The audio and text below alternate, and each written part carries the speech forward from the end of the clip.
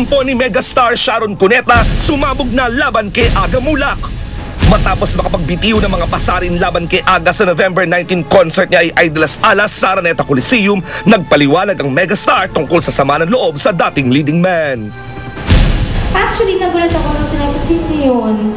Sabi ko, bakit hindi natatawa yung audience? Kasi yung totoo, laglagan yung concert ni Ai, hindi po ba? Nag-blow out of proportion. Ayon sa column ni Ricky Lo sa The Philippine Star, nagtampo raw si Sharon dahil tumanggi raw si Aga na magtambal sila muli sa isang pelikula. No, na-hurt ako dun sa word na parang baka I feel rejected dahil sa pagkakaalam ko magmula kila FPJ, wala pa namang, I never felt so insulted, so humiliated. So parang nagtampo ako, siguro na-slide siya dun sa Araneta na nagawa kong kapiraso. Pero I had to defend myself. Lumabas tuloy kung ano yung mga pinagkakatampo ko. And medyo naiiyak siya at na-feel ko naman sa phone na parang nagsisi siya na parang gano'n siguro yung dating. At I'm sure na-realize na parang bakit gano'n ang dating sa tao, na biro ko lang yon.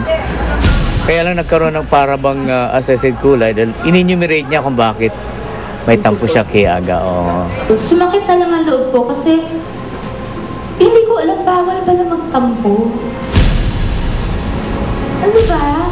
Ako, I'm quick to say sorry. Then you know, I'll tell you one thing, I'm not perfect but I know what kind of a friend I am. Wala akong pagkukulang sa kanya. Minahal ko siya. Siguro namimiss ko lang siya. Namimiss ko lang yung mabigyan ng konting importansya. Not because I'm feeling like because, oh, she's the megastar. No! Importansya bilang kaibigan. Tinext ko siya ulit para sabihin, Teng, actually, ngongo pa ako. Tapos nagtatrabaho ka. Baka hindi lang tayo makapag-usap ng maayos. So, parang palipasin muna natin. Sabi niya, actually, you're right. Oo nga, tama ka. Sige, ganyan, talk to you soon. Ganyan. I never heard from him again after my write-up came out. Walang nang insulto sa akin ng ganito. Hindi ako nakaramdam ng ganitong sakit dahil publicly nagamit yung word na reject. Feeling ko, Diyos ko, nare-reject ba ako? Diba? Parang masakit pala yun. Diba? So, I'm sorry po, hindi ko pala umiyak kasi asaya ko na eh. Napag-alaman rin ni Sharon na maging si Vilma Santos ay di umano'y may tampo rin kay Aga for similar reasons. Si Ate V pala katampuan. Nagmatagan. Jesus Maria Joseph naman, I'm not all alone pala. Yung tampuhan namin ni Aga, tampuhan kaibigan din yun. Hindi lang naman kami nagkakatampuhan sa show business. Kaya kung sasabihin natin yung tampuhan ni Sharon at ni Aga, that's one of those. Sabi ko nga, tao rin kami. May time din kami na may mga moods kami. But that doesn't mean na may tampuhan parang malaking bagay na give them space. Babalik at babalik din po yan sa dati. Parang kami rin ni Agaton. Nung magkabati kami, times 5 naman. But it's, kahit saan kaibigan, gano'n naman yun, di ba? So, expect lang. That's one of those. Natural lang yun, natural lang. Sa ngayon, hindi pa rin opisyal na nag-uusap sina Sharon at Aga, ngunit umaasa pa rin ang megastar na maaayos rin ang lahat. Kaya ini-expect ko talaga nun, ang kapalit kasi ng tampo ng kaibigan mo, yung Carino at Lambing Inisa-isa ko na lahat ng leading men ko, alam ko ganun ang kapalit nun. Hindi issue. Ngayon, sana maayos kasi ako gusto ko pa siyang maging kaibigan. Pero kung ayaw na niya ako maging kaibigan, wala nang magagawa.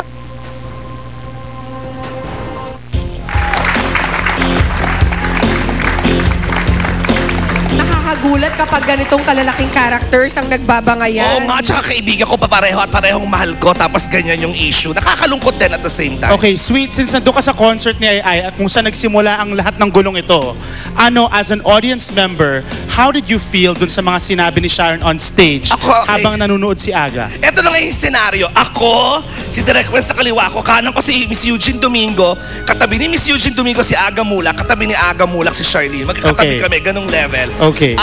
Siyempre bilang Sharon yan, nung tinawag na si Megastar, ever since inaamin ko, natutulala ako pag nakikita ko si Sharon until now.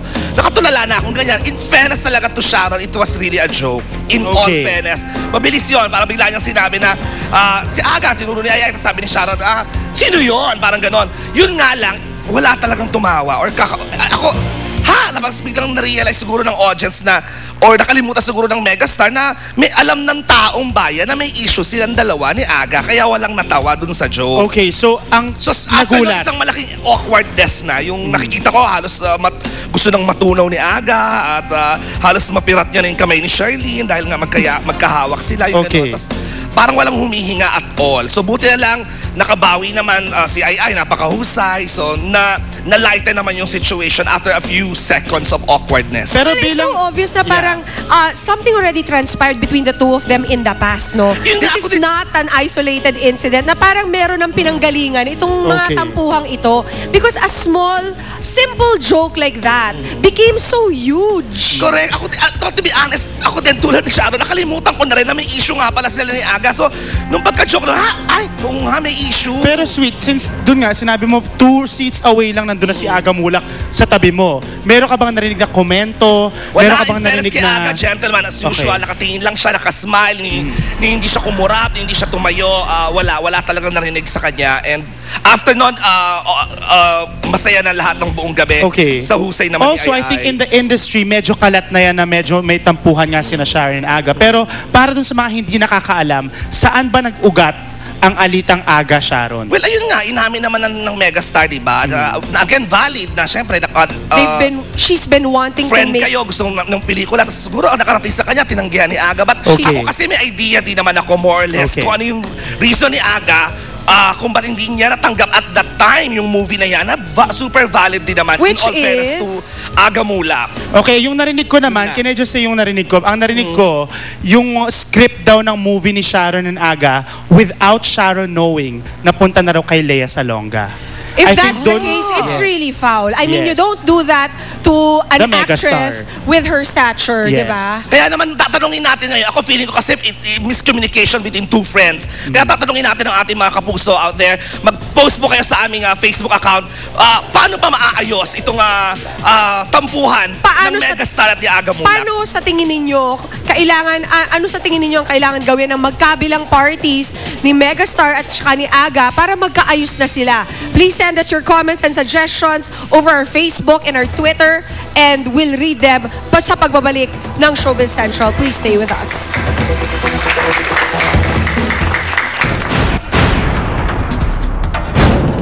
Tutukan ang pagkikita ni na Heart Evangelista at ng ama ni Daniel Matsunaga. I never imagined I could bring all of them here in the Philippines, and you know, it's been amazing. I hope they will have a lot of fun. They will meet a lot of different stuff, and yeah, just enjoy.